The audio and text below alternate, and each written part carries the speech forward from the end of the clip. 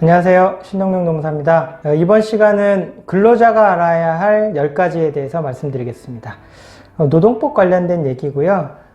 처음에 입사를 하거나 직장생활 처음 하시는 분들이 내가 회사 갔을 때 어떤 권리가 있는지 그에 대해서 간단하게 말씀을 드리겠습니다. 일단은 첫 번째 근로계약서 작성인데요. 근로계약서는 보통 회사에서 작성한 양식에 검토하고 사인하는 방식인데, 일단 채용 공고라든가 면접 과정에서 얘기했었던 내용과 근로계약서 내용이 일치하는지 좀 확인해 보셔야 되는 거고요. 직무라든가 그 다음에 임금이라든가 근무 시간 관련돼서 근로계약서 작성이 내가 알고 있는 근무 조건과 정확히 일치하는지 확인을 해 보셔야 되고, 잘못된 게 있으면 수정을 요청을 하셔야 됩니다. 그래서 근로계약서 여기 사인해 여기 사인해 그래서 막 사인하지 마시고요. 내용을 좀 확인을 하셔야 되는 거고, 왜냐하면 근로계약서는 일단 사인을 하게 되면 법정 문서가 됩니다. 그래서 내가 들은 얘기랑 다른데 내 사인이 있으면 그거를 제가 그게 아니다 라고 얘기를 해야 되기 때문에 함부로 사인하면 안 되잖아요. 근로계약서도 함부로 사인하지 마시고 체크를 하시고 항상 사인을 하는 습관을 들이시면 좋을 것 같습니다. 두 번째는 최저임금 준수 여부입니다. 그래서 사실은 큰 기업이라든가 공공기관이나 이런 데 입사하시는 분은 최저임금보다 임금 수준이 높기 때문에 이거는 사실 체크 포인트는 아닐 수 있는데요. 중소기업이라든가 자영업에서 일을 하시게 되면 이런 거 있지 않습니까? 월급이 당신은 200만 원이야, 300만 원이야. 이것이 최저임금에 위반이 되는지 안 되는지 정확하지 않을 수 있거든요. 왜냐하면 하루에 8시간, 일주일에 40시간을 일하는 경우에 2021년 기준으로는 182만 2,480원이 최저임금입니다. 주휴수당을 포함하기 때문에 그렇거든요. 그런데 이게 내가 9시에 출근해서 7시까지 일을 하거나 8시에 출근해서 밤 10시까지 일을 하거나 이런 경우에 월급이 250만 원이다. 그러면 이 180만 원보다 훨씬 많기 때문에 최저임금을 맞는 것 같지만 시간을 따져보면 최저임금 위반일 수도 있는 거거든요. 그래서 내가 일하는 시간과 지금 받는 최저임금, 시급을 비교해서 최소한 시급으로 계산했을 때 최저임금 이상인지를 확인을 해 보셔야 되는 거고, 의심이 되면 체크를 꼭 해 보셔야 되는 겁니다. 그리고 그 내용이 근로계약서에 써 있어야 되는 거겠죠. 그 다음에 세 번째는 주휴수당 부분입니다. 주휴수당은 일반 월급 근로자는 아까 말씀드렸듯이 일주일에 40시간 일하면 182만 2,480원입니다 라고 말씀드릴 때 거기에 주휴수당이 포함이 되어 있습니다. 그래서 월급직 근로자 같은 경우에는 주휴수당을 크게 신경 쓰지 않으셔도 되는데, 아르바이트생 같은 경우에, 그러니까 시간으로 돈을 받으시는 분 같은 경우에는 내가 하루에 일하는 게 5만 원이다. 그렇다고 하면 근데 5일을 일한다. 그러면 5, 25만 원을 받는 게 아니고요. 하루치 더 주휴수당이라는 유급 주휴수당을 받으셔야 되기 때문에 하루치를 더 받아야 됩니다. 그래서 보통 하루에 5만 원씩 5일이라면 25만 원을 받는 게 아니고 하루치를 더 받아서 30만 원을 받는다. 그래서 내가 주휴수당을 제대로 받는지, 실제로 임금에 받을 때 주휴수당을 포함해서 받게 되는지, 또는 계약서에 주휴수당을 지급하도록 써 있는지, 그런 것들을 특히 아르바이트 근무를 하시는 분들은 확인을 해 보실 필요가 있습니다. 네 번째는 연차휴가 부분입니다. 다만 연차휴가 부분은 상시 근로자 수가 5명 이상인 사업장에 적용이 됩니다. 그래서 근로자 입장에서는 큰 회사는 당연히 적용이 되는 건데, 좀 애매한 규모의 자영업이라든가 소기업에서 일을 하시는 분들은 근로자 수가 이왕이면 4명보다는 5명인 곳에 취업하시는 게 휴가를 법적으로 부여받으실 수가 있기 때문에 그것도 하나의 사실 포인트가 되겠죠. 그래서 5명이 넘는 사업장에 입사를 하시면 연차휴가를 부여받을 수 있다. 그래서 부여받은 일수를 사용하시고 그걸 사용하지 못하게 되면 남은 일수에 대해서 수당으로 지급을 받는다. 근데 그 기준이 근로자 수 5명 이상인 사업장이다. 이거를 명심하시고요. 취업하실 때 살짝 체크하시고 취업하시면 좋겠습니다. 연차휴가가 일수는 1년 미만 근무자의 경우에는 한 달을 만근하면 하나씩, 그래서 보통 결근을 하지 않으신다고 하면 1년 미만 동안은 총 11개가 발생을 하고요. 내가 1년 미만 근무 기간 중에 5개를 썼다. 그럼 6일치를 받으실 수가 있는 거고요. 1년이 지나면 15일이 발생을 하고 그 중에서 또 뭐 5일을 썼다. 그러면 뭐 10일치를 수당으로 받는다. 이게 정확한 권리다라는 걸 이해를 하시고 휴가 사용하고 수당 청구하시면 되고요. 보통은 챙겨주는데 안 주게 되면 뭐 사업주가 몰라서 안 주는 경우도 있고 적게 주는 경우도 있고 뭐 하여튼 뭐 여러 가지 사정이 있을 수 있기 때문에 내가 휴가를 부여받고 안 쓰면 수당을 받을 수 있다는 거 체크하시면 좋을 것 같고요. 다음 5번째 가산수당입니다.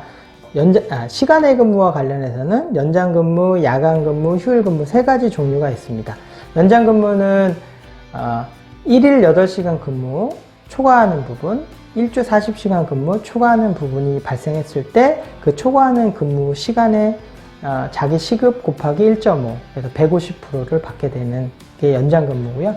야간은 내가 근무를 하는데 밤 10시부터 그 다음날 새벽 6시까지 사이에 근무 시간이 있는 경우에는 야간 근무에 해당이 됩니다. 그래서 내 근무 자체가 22시부터 시작을 한다라고 하면 무조건 시급이 1.5로 시작을 하시는 거죠.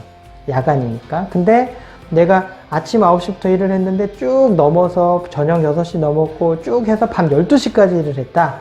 그러면 밤 10시부터 밤 12시까지 이 2시간은 야간 근무에 해당이 되는 거죠. 근데 사실은 연장 근무면서 야간 근무니까 50% 50%에서 시급의 2배를 받게 됩니다. 10시부터 24시까지는. 그리고 저녁 6시부터 밤 10시까지 이 부분은 연장 근무니까 1.5배를 받고요.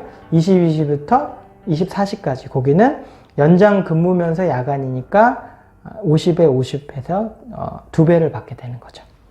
휴일 근무는 뭐 우리가 공휴일이라든가 일요일날 근무를 하게 되면 자기 시급의 1.5배를 추가로 지급받게 됩니다. 여기서도 중요한 게 이 연장 근무, 야간 근무, 휴일 근무, 이 시간의 근무 수당은 상시근로자수 5인 이상 사업장부터 적용이 됩니다. 그래서 내가 직원이 4명인 곳에 입사를 하게 되면 연차휴가도 받지 못하고요. 그 다음에 가산수당도 부여받지 못합니다. 그래서 그냥 근무한 시간만큼만 1배를 받는 게 되는 거고요. 내가 5인이 넘어가면 연장, 야간, 휴일 근무 수당을 각각 가산수당으로 지급받을 수가 있습니다. 그래서 연차수당, 그 다음에 가산수당을 봤을 때는 이왕 취업을 하실 때는 직원 입장에서는 상시근로자 수가 5명이 넘는 사업장이 좋습니다. 여기서 상시근로자 수에서는 사장님은 제외가 됩니다. 그래서 순수 근로자 수로만 계산을 해서 잘 보시고 들어가시면 좋을 것 같습니다. 그 다음에 이제 해고 부분이 있는데요. 해고는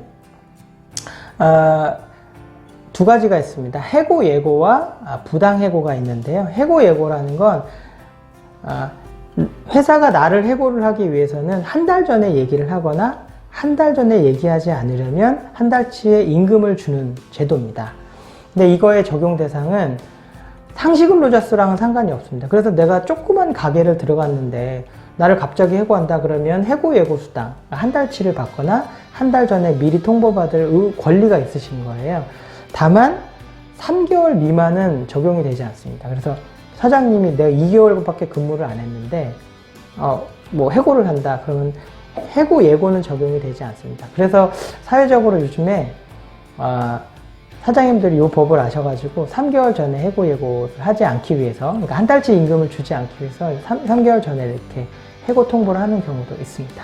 어쨌든 3개월이 지나면 나는 해고 예고를 받을 권리가 있다. 그래서 한 달치 임금을 받든지 한 달 전 미리 통보를 받는다. 근데 한 달 전에 미리 통보하지 않았다. 그럼 난 한 달치 임금을 받을 권리가 있다. 요게 해고 예고고요. 그 다음에 부당해고 부분이 있는데 이 부분은 이것도 마찬가지로 상시근로자수 5인 이상 사업장부터 적용된다고 이해를 해주시면 돼요. 그래서 내가 5인 이상 사업장에서 근무를 하고 있는데 회사에서 해고를 했다. 그러면 회사 입장에서 정당한 이유 없이 저를 해고할 수가 없습니다. 근데 정당한 이유라는 게 법적으로 정당한 이유를 인정받기가 쉽지가 않습니다. 그래서 좀 보호가 되는 거죠. 근로자 입장에서는. 그래서 나를 함부로 해고할 수 없다.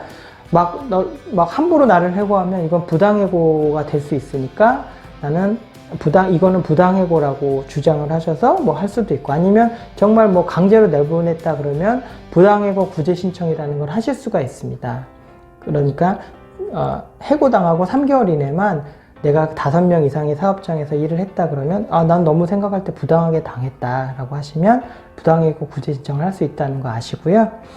그 다음에 7번째 실업급여 부분이 있습니다.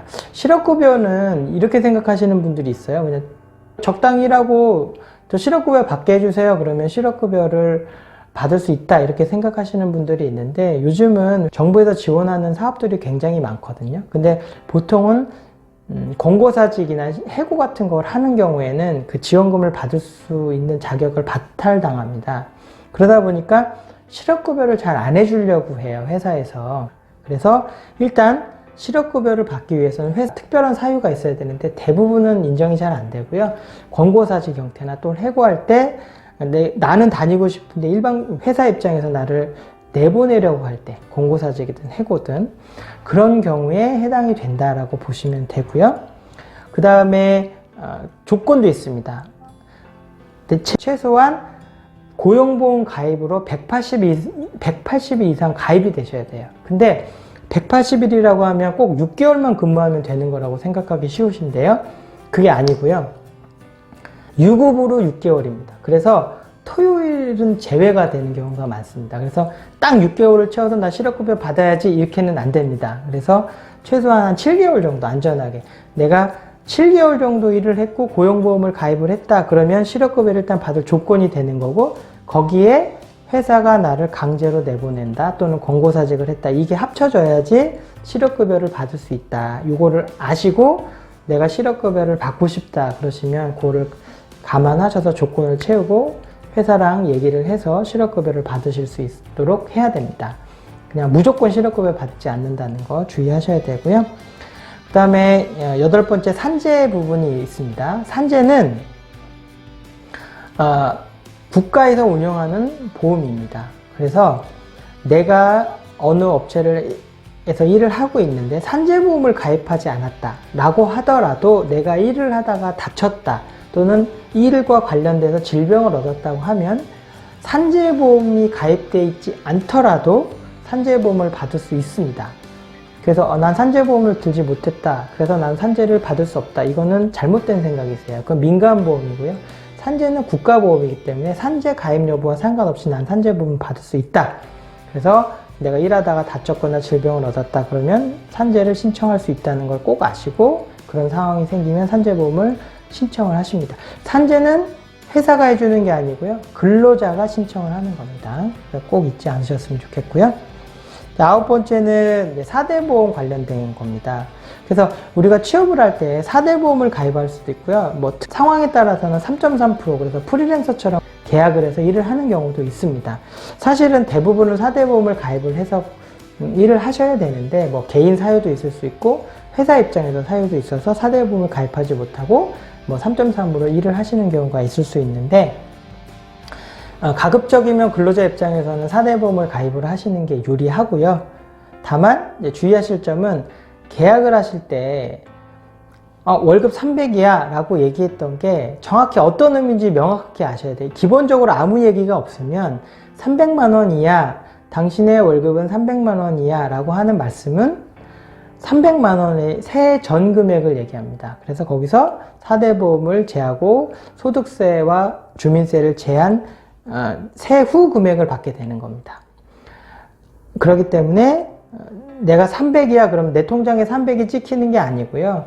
300에서 제해서 보통 한 10% 조금 이상 공제가 된다고 보시면 되거든요.